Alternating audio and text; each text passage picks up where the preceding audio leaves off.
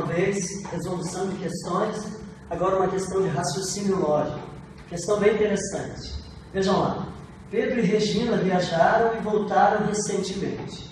Eles retornaram 3 dias antes do dia, depois do dia de antes de amanhã. Hoje é terça-feira.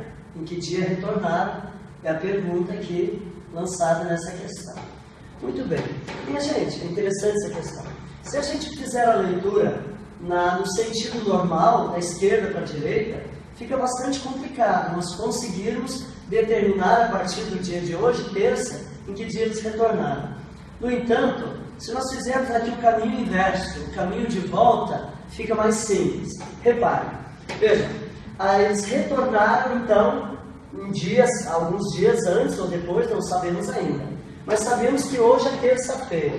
Então vejam lá, hoje sendo terça-feira, nós vamos partir do seguinte aqui, vejam, estamos aqui, terça-feira,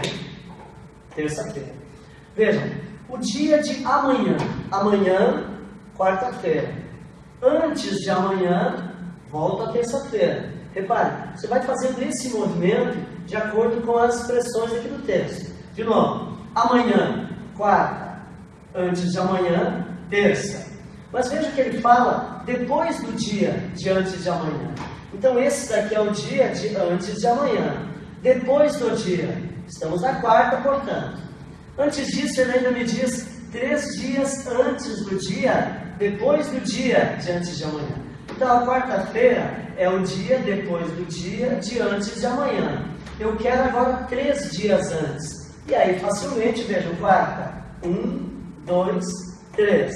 Eles retornaram, portanto, no domingo, que é 3 dias antes, depois do dia de antes de amanhã, que é hoje, terça-feira.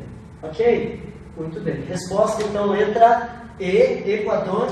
E está aí mais uma dica para você, né, concurseiro, para resolver esse tipo de questão. Um abraço.